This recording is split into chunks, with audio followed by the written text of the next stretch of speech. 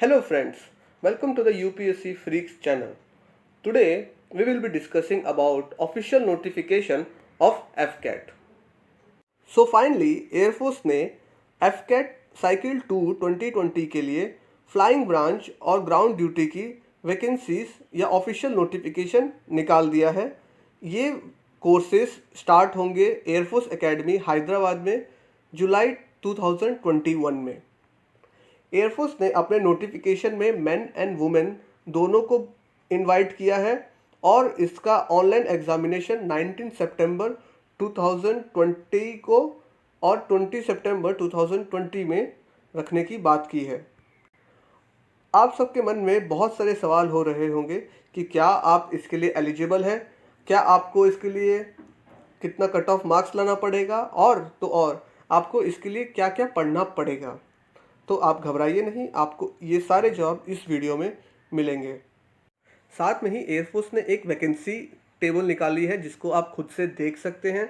इसमें बताने लायक कुछ है नहीं, बेसिकली आपको जिस ब्रांच में अप्लाई करना है आप उसके लिए वैकेंसी देखिए एंड उस हिसाब से आप अप्लाई कीजिए। क्या आप एलिजिबल हैं एफकेट के लिए? तो हाँ, अगर आप इंडियन सिटीज़न हैं, वो भी as per 1955 act of citizenship. उसके बाद आपको अगर फ्लाइंग ब्रांच के लिए अप्लाई कर रहे हैं तो आपको 20 से 24 ईयर्स के बीच में होना चाहिए एज ऑन 1 जुलाई 2021, जिसका मतलब है आपको 1997 2 जुलाई से लेके 1 जुलाई 2001 के बीच में बॉर्न होना चाहिए। अगर आपके पास DGCA कमर्शियल पायलट लाइसेंस है तो आपका ये एज रिलैक्सेशन हो जाएगा 26 ईयर्स तक। अगर आप ग्राउंड ड्यूटी के लिए अप्लाई कर रहे हैं तो आपका एज 20 से 26 ईयर्स के बीच में होना चाहिए एज ऑन 1 जुलाई 2021। ऑल्सो एक और पॉइंट जो नोट करना चाहिए आप लोग को कि IAF यानी इंडियन एयरफोर्स आपका डेट ऑफ बर्थ का प्रूफ के तौर पर मैट्रिकुलेशन के सर्टिफिकेट या सीनियर सेकेंडरी का लिविंग सर्टिफिकेट को ही मान्य ठहराता है और कोई डॉक्यूमेंट्स को वो एक्सेप्ट नहीं करता है।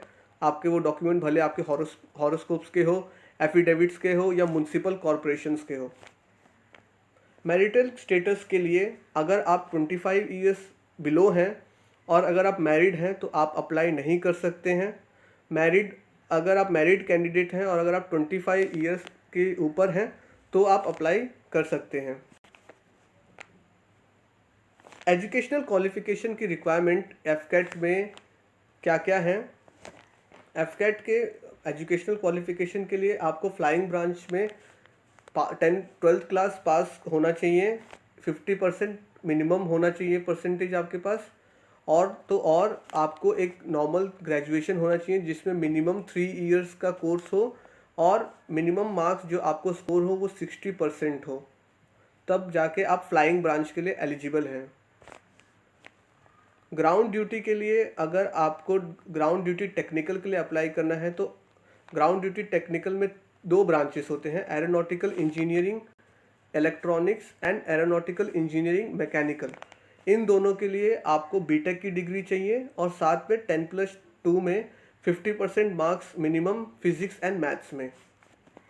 एडमिनिस्ट्रेशन ब्रांच जो ground duty non technical branch में आता है उसके लिए आपको 10+2 पास होना चाहिए और ग्रेजुएशन में मिनिमम 60% मार्क्स होने चाहिए।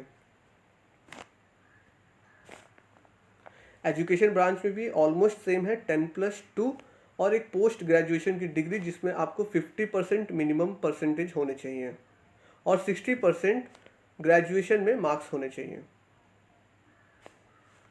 इधर पे एक और बहुत इम्पॉर्टेंट नोट दिया गया है एयरफोर्स के द्वारा कि लॉ स्टूडेंट्स के लिए 2 सीट्स रिजर्व्ड की गई है ground duty non technical branch में, तो लॉ स्टूडेंट्स भी इसमें अप्लाई कर सकते हैं। How can I apply? आप इसमें अप्लाई कैसे करेंगे? आपको इसमें अप्लाई IAF के ऑनलाइन वेबसाइट पर जाना पड़ेगा जिसका लिंक बिलो हमारे इस वीडियो के दिया गया है डिस्क्रिप्शन में। और आपको आधार कार्ड की बहुत ज़्यादा इसमें ज़रूरत पड़ेगी क्योंकि रजिस्ट्रेशन बिना आधार कार्ड के नहीं होगा। फॉर्म फिल करने से पहले आपको 3 चीज़ें स्कैन करके रखनी पड़ेंगी, वो भी JPG या JPEG फाइल फॉर्मेट में। उसका साइज़ 10 से 50 KB के बीच में होना चाहिए। पहली चीज़ जो आपको अपलोड करनी है वो है थंब इम्प्रेशन, मेल के लिए लेफ़्ट हैंड और फीमेल्स के लिए राइट हैंड। आपको एक रिसेंट पासपोर्ट साइज़ फ़ोटो चाहिए होगी और एक सिग्नेचर चाहिए होगा। एग्ज़ामिनेशन फ़ी रखी गई है एफकेट के लिए जो कि 250 रुपीज़ है, जो आपको ऑनलाइन पे करनी है। एक बार आप जब फॉर्म फिल कर देंगे उसके बाद आपके वेरिफिकेशन के बाद जब आपका फॉर्म एक्सेप्ट कर लिया जाएगा तो आपको एयरफोर्स एक ऐसा मैसेज भेजेगा कि आपका एडमिट कार्ड आपको भेज दिया गया है और आपको सो एंड सो डेट पे एग्ज़ाम पे आना है। इस केस के लिए या इस एंट्री के लिए आपका वो डेट होगा 19 सितंबर और 20 सितंबर 2020। मार्किंग स्कीम जो होगा हमारे एफकेट के लिए वो होगा +3 for every correct answer and for every wrong answer -1। और ऑनलाइन एग्जामिनेशन जो हमारे एफकेट का होगा वो ऑब्जेक्टिव टाइप होगा, ना कि सब्जेक्टिव, जिसमें आपको MCQ दिए जाएंगे और आपको एक क्वेश्चन का एक सही आंसर टिक करना होगा। आप अगर एफकेट क्लियर कर लेंगे उसके बाद क्या, एफकेट क्लियर करने के बाद आपको एक एयरफोर्स द्वारा एक ऐसा मैसेज आएगा जिसमें आपको AFSB डेट सिलेक्शन या सीट सिलेक्शन की बात बोली जाएगी। आपके 4 AFSB के सेंटर्स हैं, देहरादून, मैसूर, गांधीनगर एंड वाराणसी। इनमें से आप एक भी AFSB का डेट चूज़ करके आपको उस दिन वहाँ पे जाना पड़ेगा। बस आज के लिए इतना ही। आगे की वीडियो में हम देखेंगे कि सिलेबस और वहाँ पे क्या क्या चीज़ें आती हैं एफकेट के एग्ज़ाम में।